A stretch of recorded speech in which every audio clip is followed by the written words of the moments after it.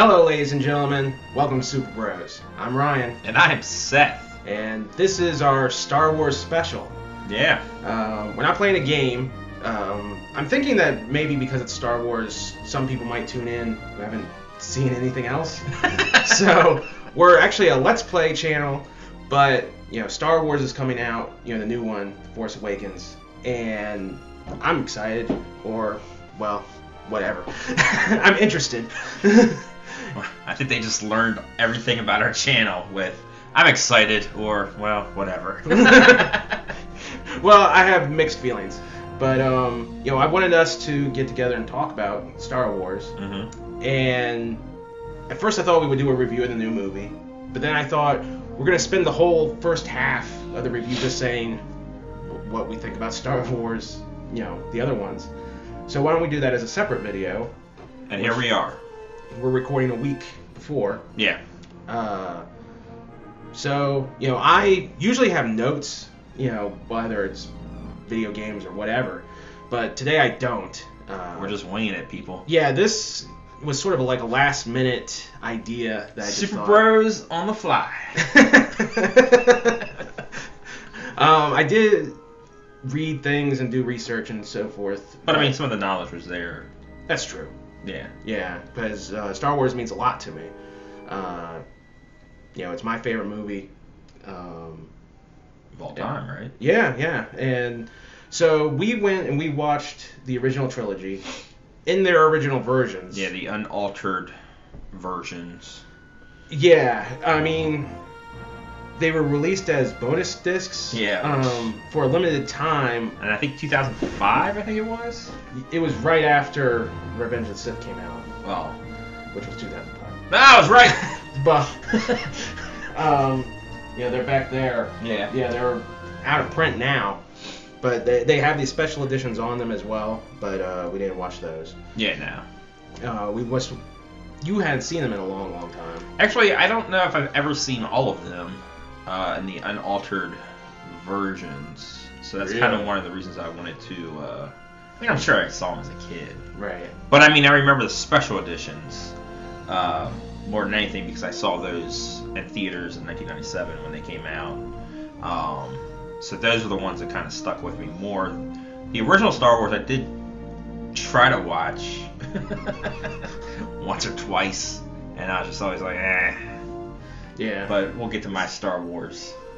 Well, yeah. Well, I thought we should start out with what's like your memory of seeing it as a kid. Oh, none really. The thing is, I was born in the early '80s, so obviously, it was part of my childhood. But I don't recall it ever. Like I recall, things about it, but I don't ever recall like sitting down and watching it like The Goonies. Movies where I really remember. You may have watched it once and then it wasn't one that was on repeat in your VCR. No, but I mean, I do lightsaber battles with people. So yeah, I didn't really. I've never been a sci-fi person either. Yeah. Sci-fi was never a genre. I say right? Yes. Genre for me. So yeah, I never really revisited it that I can recall. Now, when the special editions came out in theaters in 1997, I believe, that was a big deal.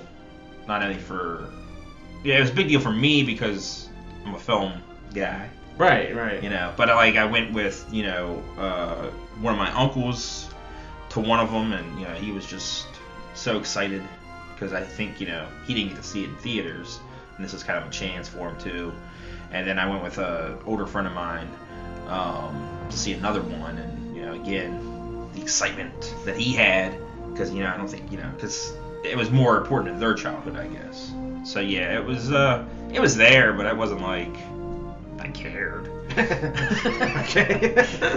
There's no Corey Feldman in it, so. And what does it mean to you today? Well, I don't know.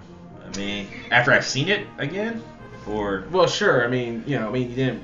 It wasn't really part of your childhood, maybe, but. The thing about Star Wars for me, because I never really got into it or cared when I was a kid, is like I still always got excited because there is an excitement about it. You know, when even when the prequels came out, you know, I took off school to see Phantom Menace. You know, I went to a midnight showing of Attack of the Clones. And I saw the other one in theaters. Revenge of the Sith? Yeah. So, I mean, there was always an excitement about it, you know, especially as someone who loves films, you know, to see other people excited about films, even if, you know, I didn't agree. But, I mean, I could understand the Star Wars, you know, like the fans of that. Right. Because of the legacy. You know, 'cause, I mean, there's excitement for, like, the Twilight movies, you know? Right. I don't understand that. Sure. But, you know, Star Wars was, you know, when the prequels came out, they were, you know, part of people's childhood. So this was, you know, and I remember the theaters being packed, even for the last one. Oh, yeah. Well, I mean, I saw, you know, the last one at midnight. Yeah. At midnight showing. But, my earliest memory of Star Wars was me as very little. It was before my brother was born. He's 5 years older than me. I mean, younger than me. Sorry. 5 years younger than me. So I would have been, you know, less than 5. But I remember my dad watching Return of the Jedi. And I remember the final lightsaber battle. Yeah. And then the unmasking of Darth Vader. Spoilers for anyone who hasn't seen anything. Obviously. Oh, I should say that, you know, next week when we do it, it's going to be completely spoiled. So I'll put a warning up. Oh, man. But this isn't a review. This is a discussion. Okay. I just know certain people that watch our videos that don't have time to go to the movies. Well, you know, they can wait.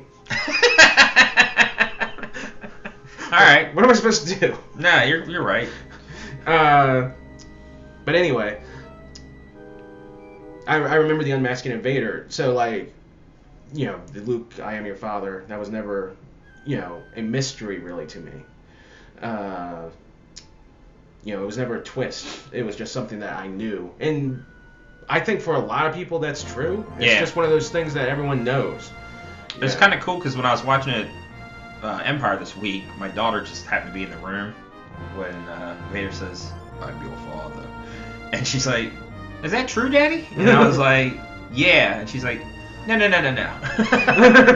Like, she wasn't paying attention, but she knows enough about. Because my knowledge really is the Lego games. I'm not gonna lie. Okay. When I was watching these movies, I knew how more I had to do because of the missions on the Lego games. I was like, oh, I still gotta do that. So yeah, she was kind of like, and it's kind of cool to see that because I feel the same way. I feel like I've always kind of known that. It was never a surprise. So for her to be like, really kind of taken aback, like, no, he's his father, and I'm like, yeah. And she was like, I'm not buying it. Well, that's the thing is that, you know, we'll get more into it when we get into the movies. But at the time, there were people who thought, oh, is he lying? Yeah. You know, and a lot of people, you know, still clung to that until Return of the Jedi came out. And you would have said it. Right. But what it means to me now, you know, I watched it growing up, but not too much. Like, I would say, like, there was that time when I was, you know, 4 or whatever. I didn't really watch it until I was 10. Even though my dad was watching it then, they weren't like Star Wars fans. So it wasn't like I had the VHS tapes as a little kid or anything. But what it means to me now, it is, you know, my favorite film. And for a long time, you know, I thought, you know, I need to find film that's like my film. Yeah. And I thought it can't be Star Wars. It's everybody's film. Well, yeah, now. No, it's been everybody's film for a long time. Sorry, but that was Ryan making sure that our new cursing policy stayed in effect right there. No, I wanted to talk about that later. Oh, okay. Well, I remember, but for a long time I thought the movie that should be my film should be a movie that came out in your lifetime. Yeah. Well, I mean, because I remember when we first met, your favorite film was The Matrix. Yes, The Matrix for a long time. And because that's how I gauge my friendship, is I said, hey, what's your favorite film? And he said The Matrix. I was like, oh. Yeah, all right.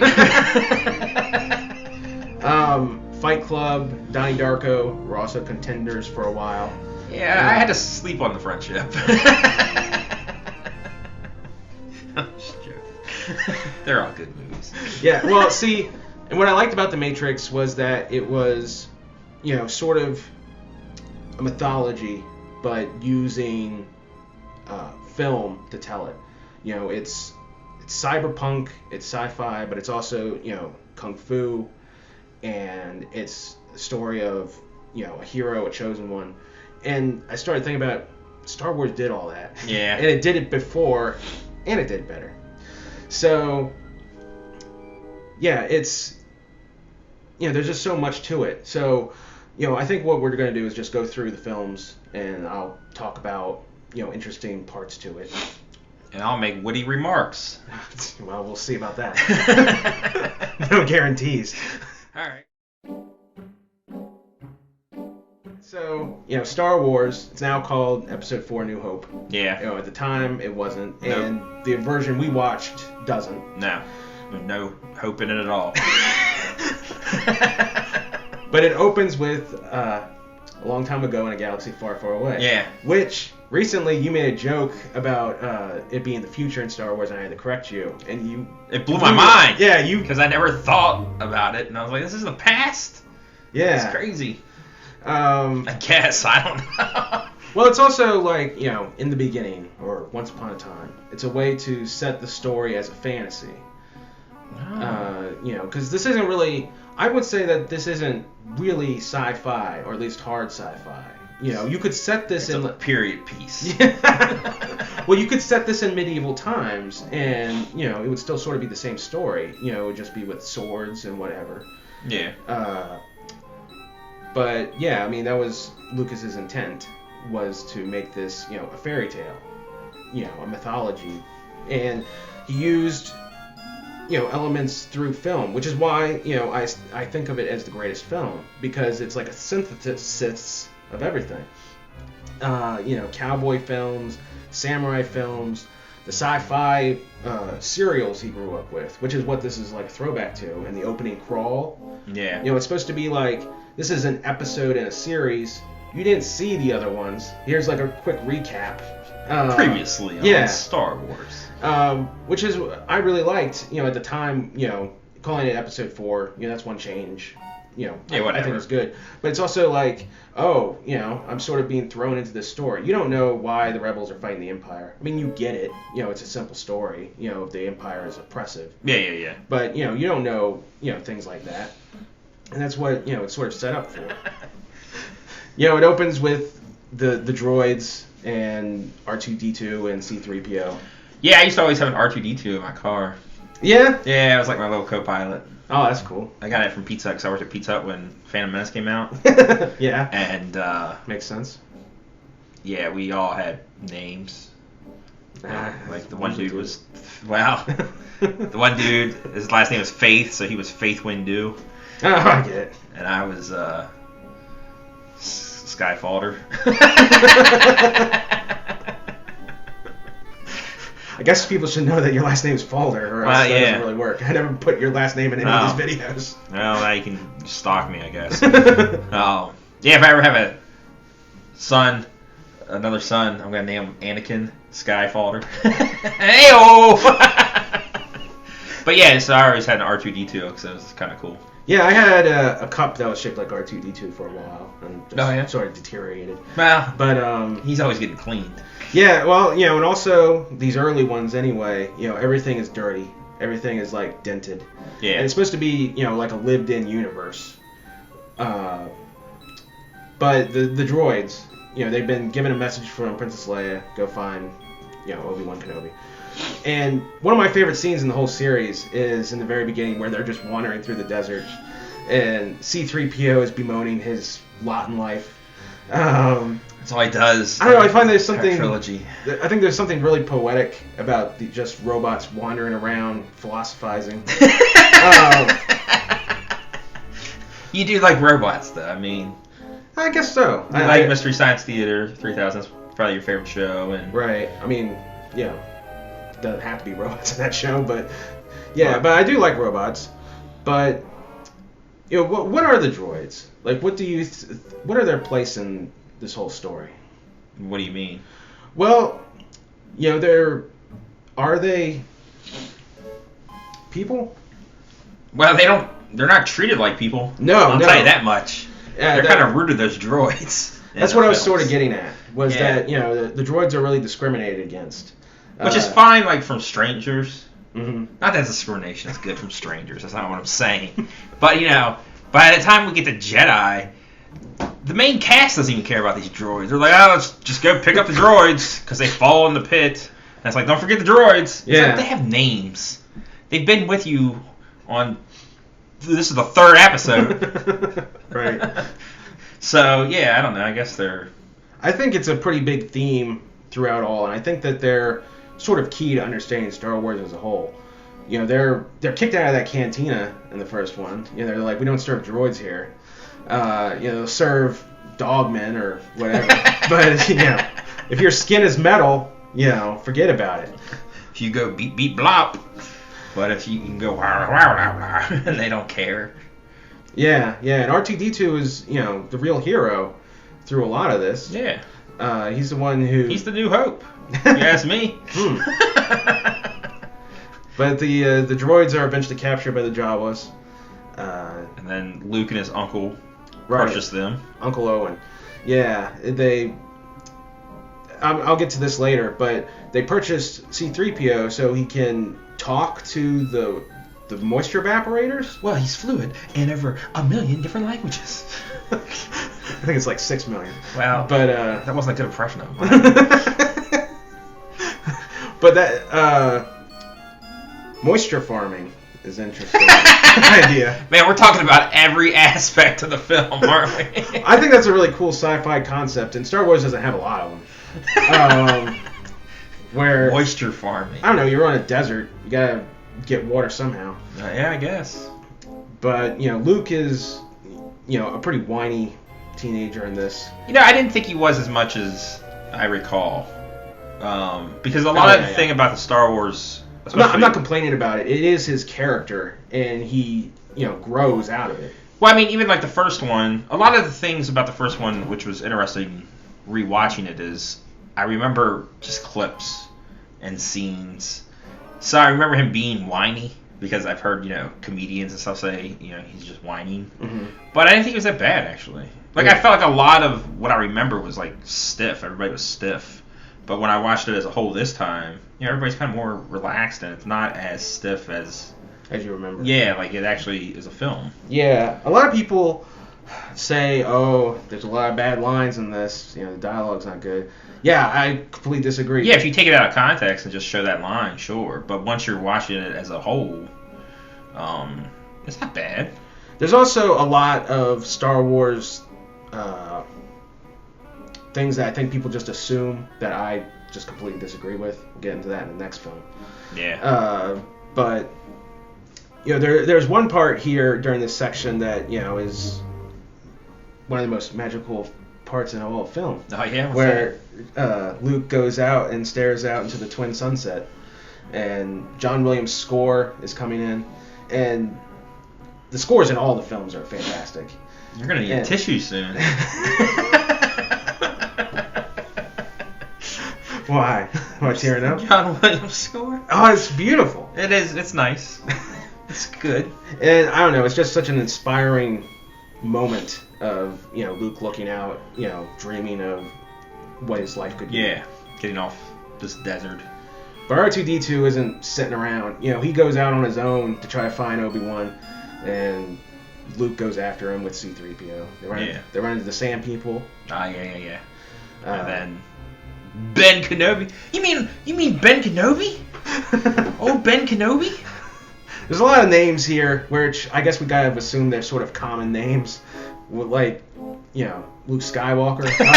Is he related to Anakin Skywalker? Although I did see a theory once put out that Luke, growing up, Luke would have been called Luke Lars, after his uncle. But then Luke finds out, oh, I'm the son of Anakin. Oh, I'm gonna start calling myself Skywalker. Like, yeah, I can see teenager doing that. Yeah. Well, I assume he's at least 20 in it because he makes a remark that, all his friends went off to the academy.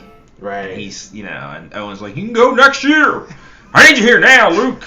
That's what he says. Right. And so I'm assuming he's like 19, 20. So, yeah, he can still be kind of whiny. Yeah. 19, 20, I was an idiot.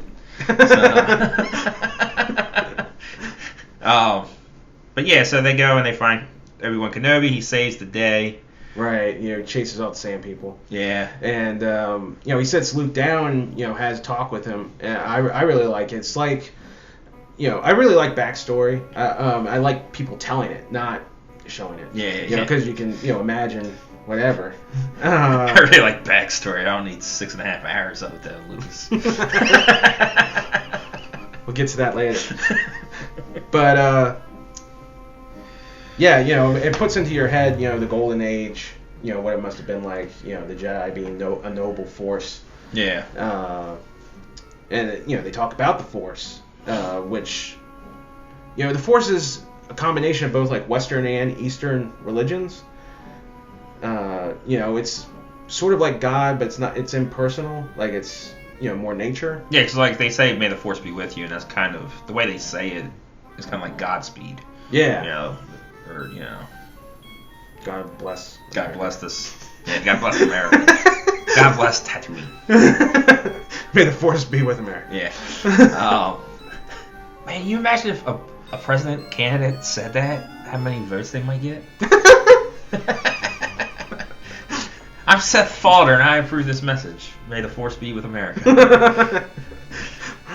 George Lucas and I think it's Francis Ford Coppola. I read about it. I don't remember. But they're buddies. Yeah, they talked a little bit about maybe having the Force be a real religion in the real. Oh yeah. Yeah. I can see Lucas doing that. These movies, they were made in the 70s, or well, this one was. Yeah. But they come out of that time, and even though people say, these blockbusters, Star Wars and Jaws together, they sort of ruined, the personal film. Now they're all, have to be blockbusters, sure. What have you. But I think of Star Wars as being a very personal film. I think Lucas is putting his personal politics in it. And I think it is as radical as other films of the time. It's I don't know about that. Rebellion, a terrorist organization taking down an evil empire. Well, I don't know. When I think of Luke Skywalker, I don't think of Travis Bickle. I don't know. I've never been a Lucas fan, mainly because of Star Wars, and I've always. But what of his other films? THX. Never saw it. Okay. American Graffiti. American Graffiti, I love. Yeah. And so I see that, and I'm like, wow, he has one good film in him. But watching this now, I'm like, no, he's got two.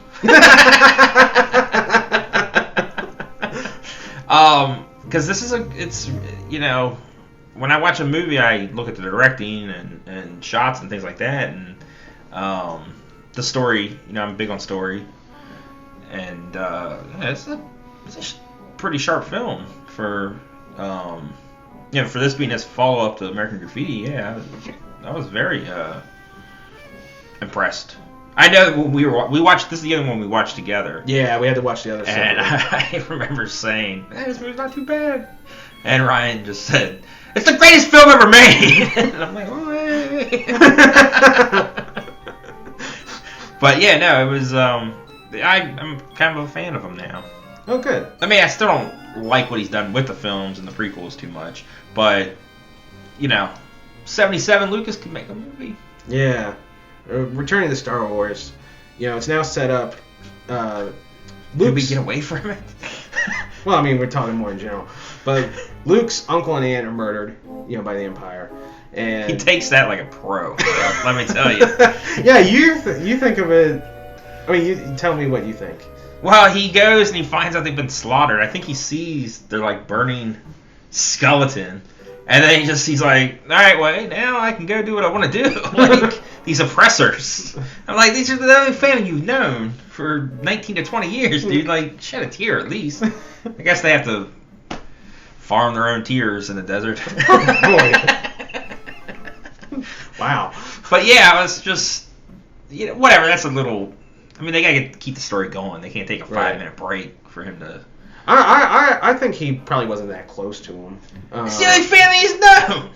Yeah, but I mean, whatever. The adventure's in motion now. So we got a hero. We got a couple of bumbling companions. Yeah, they are. We got this old wise wizard, and we're going off to rescue a princess. It's a very classic tale. Meanwhile, on the Death Star, we have Darth Vader. We haven't talked about him yet. No, I guess not. It's interesting seeing this, how he's not the man in charge. But he's not the man in charge in really any of the films. I always thought he assumed he was, but no. Well, he takes his orders from somebody just like the rest of us. Well, him and the Emperor are pretty tight. But at the same time, it's not like he's second in command. He's sort of just the muscle that the Emperor sends out whenever things need, shaping up. He's the number one salesman. They don't believe it. Send out Vader. But, he's the only one in the Empire, besides the Emperor, although it's a secret, that, believes in the Force, is using it. He doesn't care. They've constructed a Death Star, blow up a planet. They do blow up a planet. Yeah, I don't know if you know about it. But, I saw the movie. I know, but the way I'm talking about it. The guy Death Star can blow up a planet. And it does. I don't know if you heard. Yeah. But, he's, not impressed. He's not impressed. Well, we can't see his face. He's like, don't be too proud of this thing. It's nothing against the Force. What, the Death Star? Yeah. He's not impressed with the Death Star? That's what he says. That's like almost a direct line. I stopped myself from quoting the whole thing. And the guy's like, you and your old-timey religion. And then he chokes him to death. Well, not to death, but, no. Because Tarkin is there, and he says, hey, release him. Tarkin. But, Peter Cushing. Calm down, nerd. I'm just joking. I love you, buddy. Sort of, in a way, reprising his role, because, he played Dr. Frankenstein. David Prowse, who plays Vader, played Frankenstein's monster. That all impressive? I guess not. That's no notes, gentlemen and ladies. That's okay. That's cool. Yeah. Well, anyway.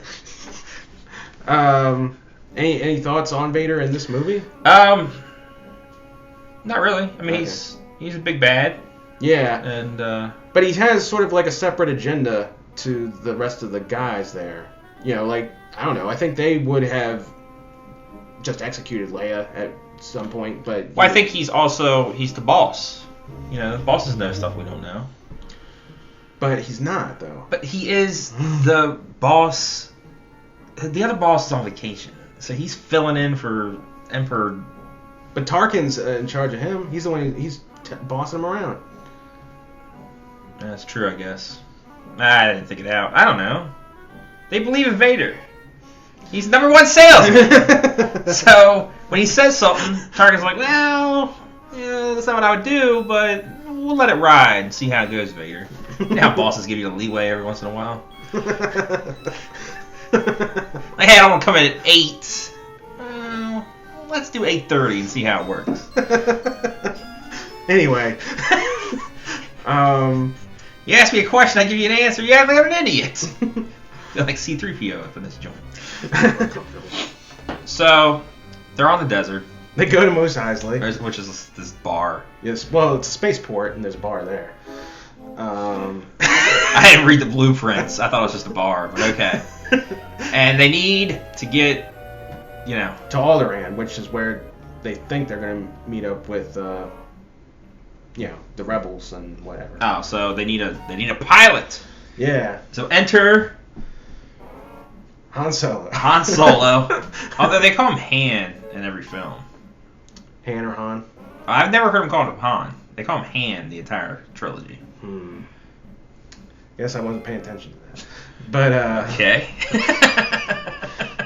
But yeah, and he can do the Kelson run in 10 something, which is impressive. Yeah. But You know, he's sort of a shady character here. Yeah, he needs money to pay off some debts. He owes some guy named Jabba. Yeah. But also, you know, he's like, you know, a renegade cowboy, you know, archetype. And, you know, another guy, Greedo, comes in looking for the bounty on Han. And Han shoots him. Yeah. There's no Han shoots first or any of that nonsense. It was literally, he just shot him. Yeah, Greedo doesn't shoot at all. He's just sitting there. Like, I don't understand how the whole concept of Han shot first came about. I mean, I guess because in special editions they edit it so they both shoot. But in the original, he doesn't. No, he just blows them away. It's pretty great. Yeah, and Lucas's reasoning for changing that is that Han Solo was supposed to be a John Wayne hero type, and having him, you know, just blow away a guy goes against that.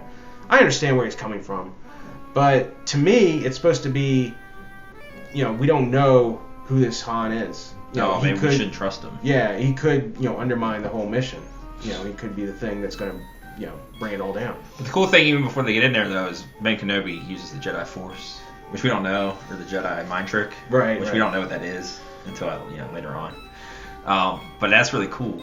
Sure, I mean, you don't need to know like what it's called or anything. Like, you get what's happening here. Yeah, I know, but it's Jedi mind trick's it's a cool enough name that there's a hip hop group named it. But yeah, so. And also, when they get in there, you know, a couple guys try to rough up Luke, and Obi-Wan cuts the guy's hand off. Yeah. Which is one of the only times we see actual blood in these movies. Typically, when like people get, you know, their hands cut off or even their heads cut off, there's, you know, not much gore. But here, you know, it's pretty. There's a big splattering of blood. He was a young filmmaker trying to get in that gritty feel of the 70s. Yeah, and the cantina scene is, you know, iconic, obviously. The music playing there. Yeah, that's the only thing I knew. Yeah, you love. But I can't think of it right now. I just did it for you. No, when they go to Mos Eisley's. What, the cantina? Yeah, the cantina. That's the song.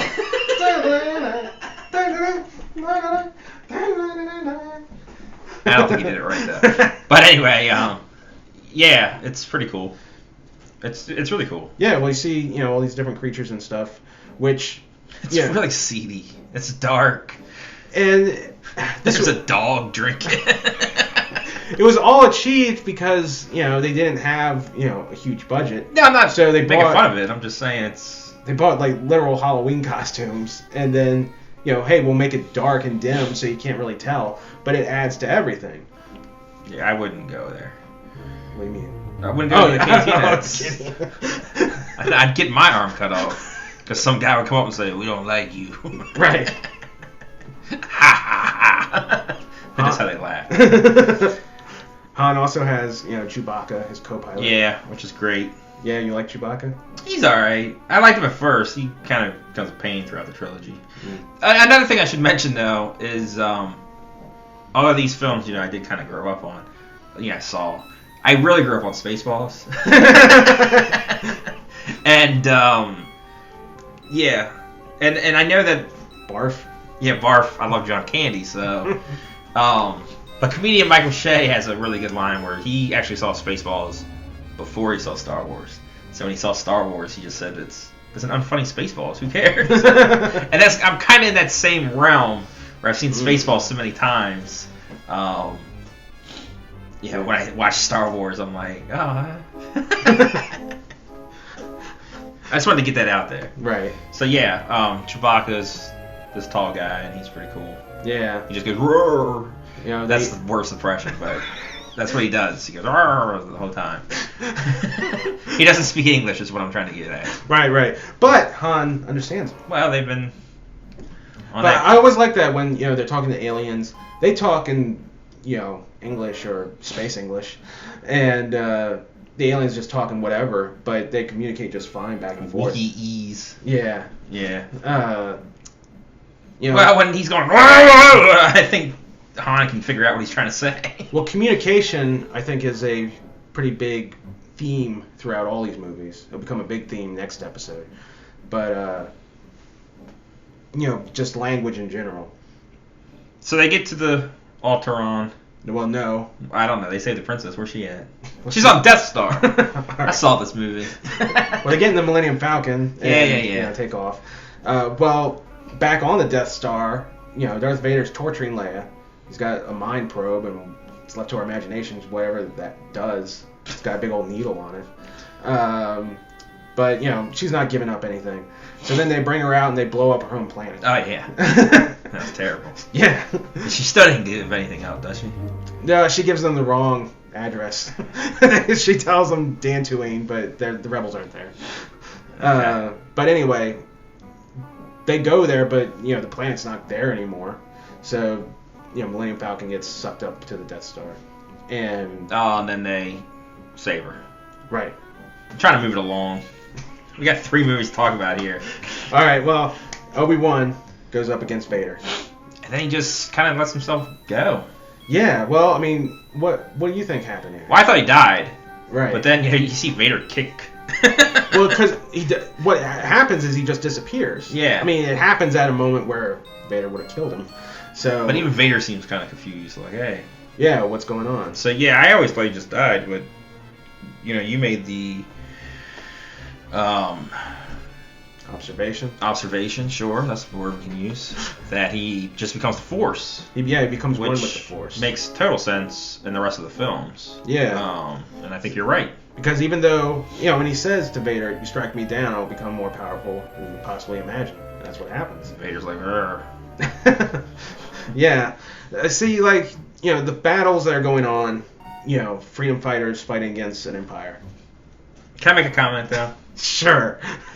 Luke sees Obi-Wan get killed, and he freaks out. He's known the guy for 2 days.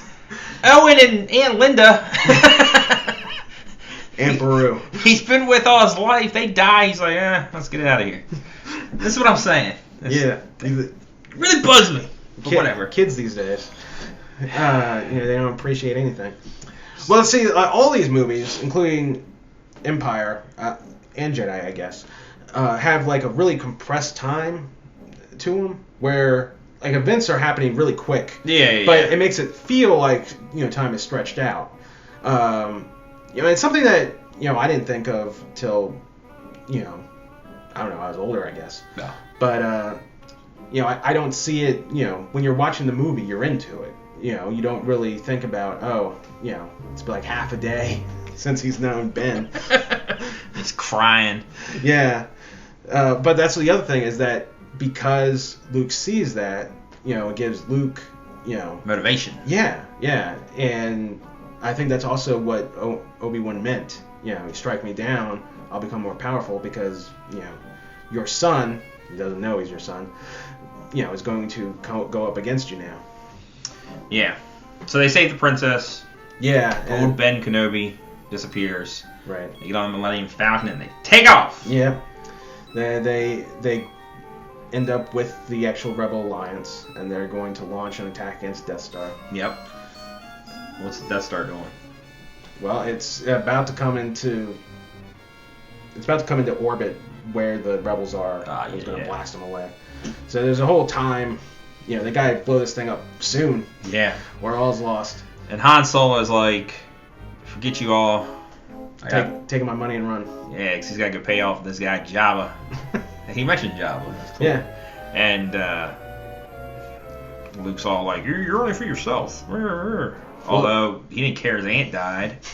And still on there. You can't let it go. I can't. Apparently Luke can, though. He doesn't. But so Han and Chewie, they leave, and Luke's gonna fly because he flew on his little planet. Yeah. Did he actually fly though? Wait, what? Or did he just do the speeder? Like, does he have a license? Is what I'm saying. Yeah. I mean, I guess they need everybody on board here, but they give him his keys to the plane. Yeah. And yeah, he had like a little speeder thing, and that was. Well, I think he mentioned something about being fast, but did he actually get in a plane before, or is he just on the speeder? Because I was fast on a power wheel. Doesn't mean you can drive a motorcycle. No one should just hand me a key. Like, man, do you see that guy? The cul-de-sac and the power wheels? Big wheels is what I wanted to say, not power wheels. Right. So I was on a big wheel one time, and I went around a circle, and I was going so fast, the wheel flew off. I was also fat. That could have had a problem. But, yeah. Yeah. But nobody handed me the keys to the motorcycle. All right. Poor Porkins. I'm Porkins in this adventure. Yeah, there's a big guy named Porkins. Yeah, what's the other guy named that, Wedge? Wedge, yeah, he's in all three, which is kind of cool. Oh, yeah. Possibly to be in Rogue One. Oh. Who knows? We'll find out next year. Yeah. But anyway, big Death Star. This is, again, I was saying, a synthesis of film. This is like a World War II style dogfight going on, but, set in space. And, we get to the part where Luke is in the trench, and he hears the voice of Obi-Wan saying, use the Force. Yeah. So he has to turn off, his targeting computer, and he has to trust in, just his his instincts. Right. Because they were training, and he put a thing over his head and told him to feel the Force. Yeah. And Han Solo was like, "You're never gonna get it, kid." It's like, well, Han's, an atheist. Oh, yeah. He doesn't. He just cares about the money. That's all. He just needs to pay off Jabba. Or does he? Well, let's see. Because I think this is key to understanding the later ones too. Is at this point Vader does not trust the Force. This is why he fails in this episode. Because he's using his targeting computer to try to shoot at Luke. Yeah, because Vader gets into this little thing, which I think kind of kills the mystique of Vader. I disagree, but because to me he's like he's this powerful guy. He doesn't have to get in his ship to. Well, he's like, give me a ship. That was his mistake. Well, yeah, was doing that. I don't know. Just seeing him. Yeah, it's like seeing Jason Voorhees drive a car. It doesn't make any sense to me. I guess I understand. But yeah, so he's trying to shoot at him, and it's pretty cool. Yeah, and then Han comes in, saves the day. He says, shoots "Yahoo!" That's what he says, I think. You had the subtitles turned on. I'm pretty sure that is what he said. But yeah, Darth Vader goes out spinning, so he can be. Well, I mean, we need the villain to survive, for, later. Well, the coolest villain in all Star Wars died in the only episode he was in. Darth Maul. Oh. And the double lightsabers? That's bad. Anyway, this is another one of those magical moments in film to me is... What, where Vader's spinning out in outer space? Well, no, Luke, fires into the thing. The music reaches a huge crescendo, and then the Death Star blows up. And everybody escapes just in time. Yeah, one of the most, powerfully exciting moments in all of film. And... It's a good one. Yeah, at the end, everybody gets together, they have a medal ceremony. Everybody gets a medal, except for Chewbacca. He was co-pilot. Yeah, so is God on a lot of missions. He's still getting praise. And that's how it ends. Yeah, it's...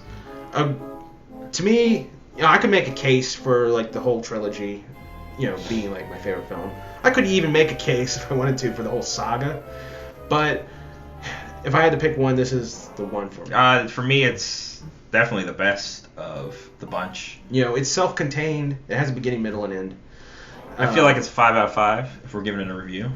Yeah, it's and watching it, now, since I've, garbage talked it all my life pretty much. I was like, I was wrong. Oh, it's always good when that happens. Yeah.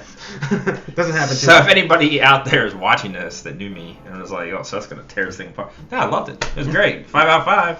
I'm ready to watch it again. It reminds me of Wizard of Oz, where it's just a classic cinema adventure.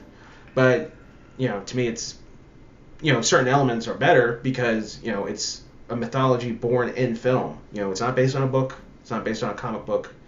It's, a movie, by itself. Sure.